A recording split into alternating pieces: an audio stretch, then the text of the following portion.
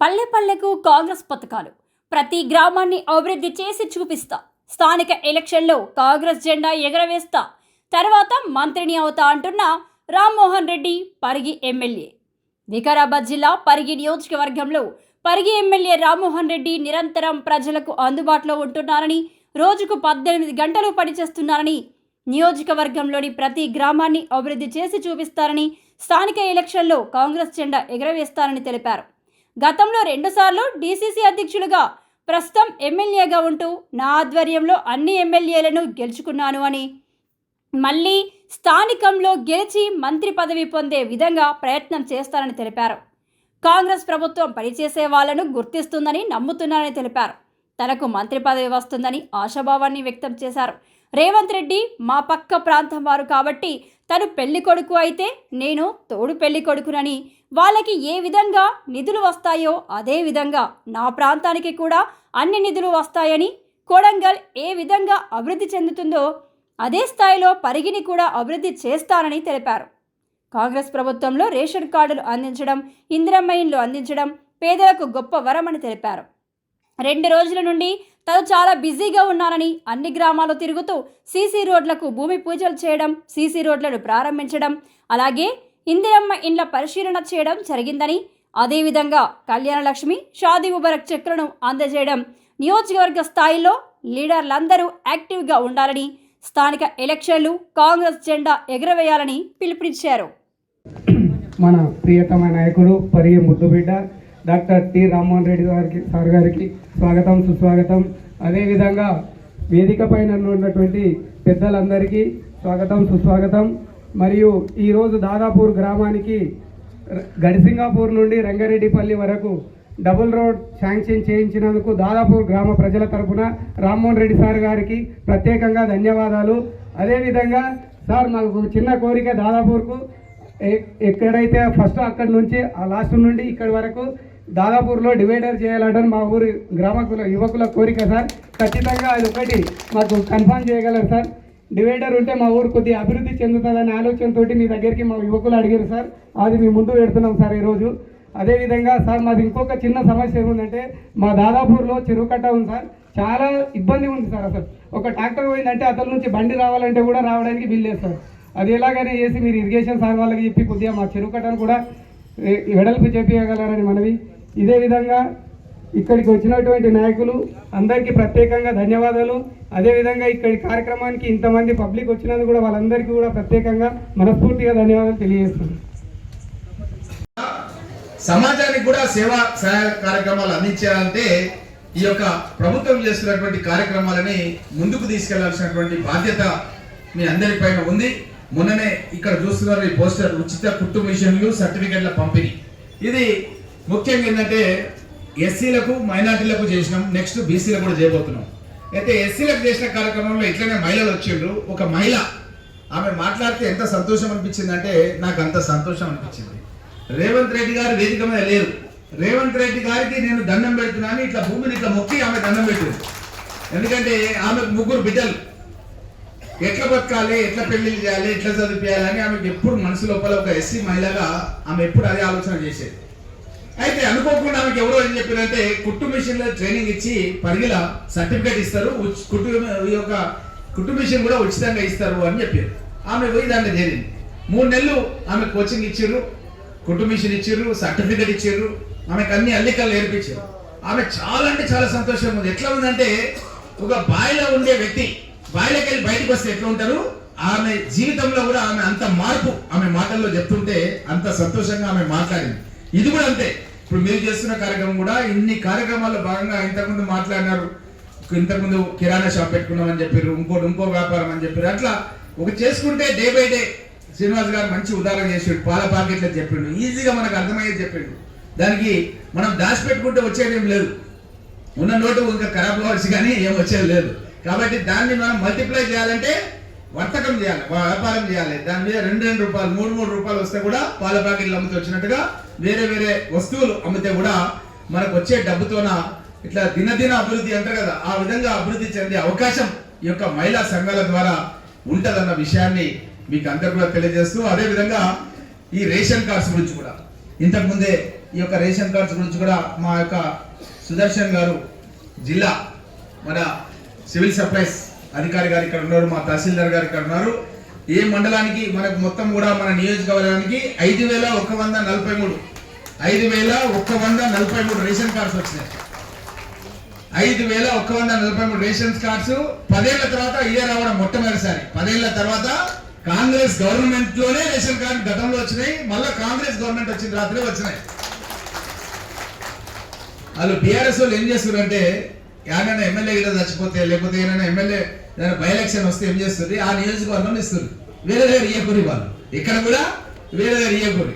ఆ విధంగా రాష్ట్రంలో కాంగ్రెస్ గవర్నమెంట్ ఎవరు కావాల్సిన అవసరం లేదు, అందరు బాగుండాలని ఎన్నికలు లేకున్నా ఇప్పుడు ప్రజలకు అందరికి కూడా మనం ఎట్లయితే సన్న బియ్యం ఇస్తున్నామో, ఒక్కొక్క వ్యక్తికి 6 కిలోలు, ఇంట్లో 6 ఉంటే 36 కిలోలు సన్న బియ్యం, సోనా మసూరి బియ్యం. వెనకటికి ఊర్లల్లో భూస్వాములు పెద్ద పెద్ద వాళ్ళు సోనా మసూరి తింటే మనం అందరం కూడా హంసలు తింటుంటాం, అంతే కదా, హంస బియ్యం దొడ్డు బియ్యం తింటుంటాం. అట్లాంటిది ఈ రోజు పరిస్థితి ఏంటంటే పేదవాళ్ళు అందరు కూడా ప్రజలందరూ కూడా ఈ రోజు ఒకటే ఒక రకం సోనా మసూరి బియ్యం ఫైన్ రైస్ తినాలి అన్న విధంగా ₹1 కూడా లేకుండా ఉచితంగా తెలంగాణ రాష్ట్ర వ్యాప్తంగా ఇచ్చే పథకాన్ని కాంగ్రెస్ ప్రభుత్వం రేవంత్ రెడ్డి గారు ముఖ్యమంత్రి అయిన తర్వాత ప్రారంభించడం జరిగింది. ఇందులో భాగంగా కుల్కచర్ల మండలానికి 1552 రేషన్ కార్డ్స్, కుల్కచర్ల మండలంలో 1552 రేషన్ కార్డ్స్ ఇవ్వడం జరిగింది. అదే విధంగా దోమ మండలానికి 1250 రేషన్ కార్డ్స్ దోమ మండలానికి ఇవ్వడం జరిగింది. అదే విధంగా పరిగి మండలానికి 1355 రేషన్ కార్డ్స్ పరిగి మండలానికి కూడా ఇవ్వడం జరిగింది.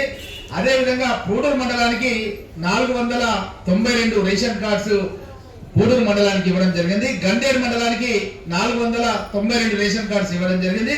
మమ్మదాబాద్ ఇంకా అది కొద్దిగా ఆన్లైన్ ఏదో ఇబ్బందులు ఉన్నట్టున్నాయి, దాన్ని 900 అంటే 900 కొత్త కార్డ్స్ తో పాటు కొత్తగా అడిషన్స్ కూడా కలిసి 900 అని చెప్పి అధ్యక్షులు నారాయణ తెలియజేస్తున్నారు.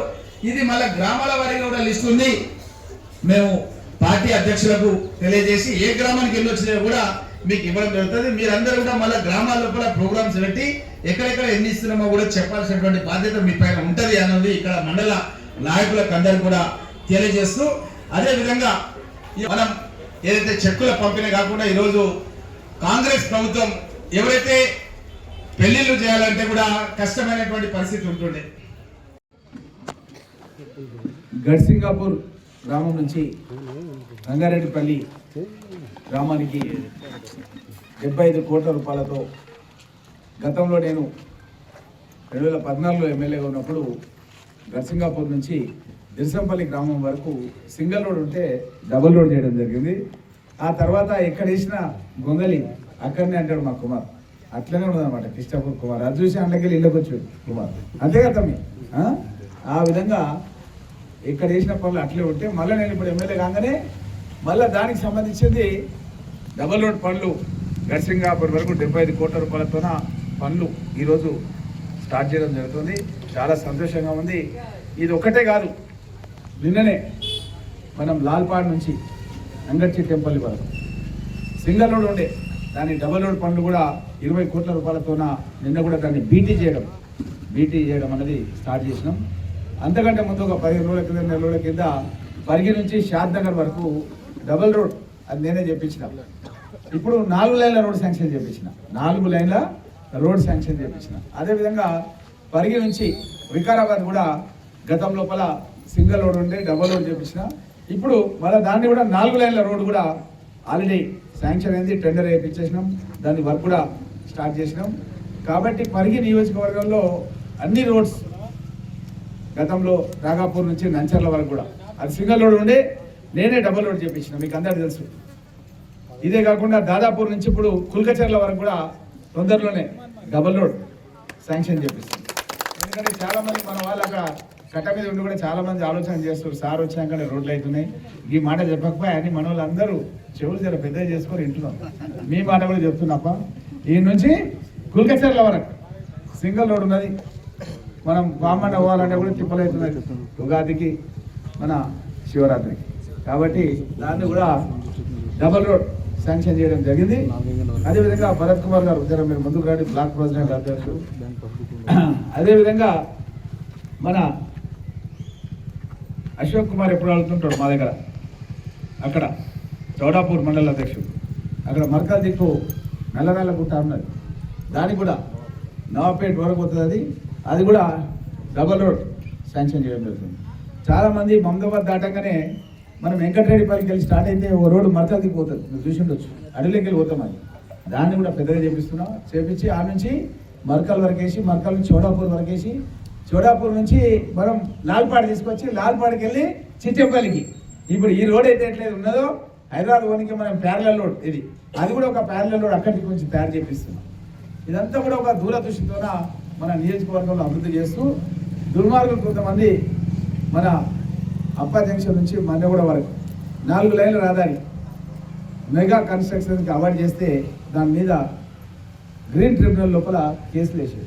అది కూడా ముఖ్యమంత్రి గారు నాకే అప్పచెప్పారు. దాన్ని కూడా పరిష్కారం చేయడానికి ఎవరైతే ఏసీ వాళ్ళు పిలిచి మాట్లాడుతున్నా అది కూడా తొందరగా పరిష్కారం చేసి అప్పా జంక్షన్ నుంచి మన్నెగూడ వరకు 4 లైన్ల రహదారి కూడా పూర్తి చేయించడం జరుగుతుంది. ఇదే కాకుండా చాలా తాండాలకు, ఎస్సీ వాడలకు, మైనార్టీ బస్తీలకు కూడా రోడ్లు వేయడం అనేది జరుగుతుంది మనం ఎమ్మెల్యే అయిన తర్వాత. ఇవి కాకుండా ప్రతి గ్రామానికి బీటీ రోడ్ వేయాలని గౌరవ ముఖ్యమంత్రి రేవంత్ రెడ్డి గారు హ్యామ్ అని ఒక కొత్త పథకం తీసుకొచ్చింది. హ్యామ్ కింద ఏంటంటే 3 విడతలల్లా ప్రతి నియోజకవర్గాన్ని 3 భాగాలు విభజించి ఆ 3 భాగాల్లో కొన్ని పనులు ప్రతి మండలంలో సేకరణ చేసి వచ్చే 3 సంవత్సరాల్లో ప్రతి గ్రామ పంచాయతీకి BT road, black top road వేయడం జరుగుతుంది. పక్కా బీటీ రోడ్ వేయడం జరుగుతుంది. దీనికి సంబంధించిన సర్వేలు, పనులు అన్నీ కూడా స్టార్ట్ అయిపోయినాయి. తొందరలోనే ఇక్కడ చాలా మంది ఏంటంటే సారు మా ఊరు చెప్పకపోయా ఆయన మా చాలా మంది మా రాజేందర్ కానీ వీళ్ళు కానీ అందరు చాలా మంది ఎంత ఇలాంటి వాళ్ళు చాలా మంది అడిగేటోళ్ళు చాలా మంది ఉన్నారనమాట.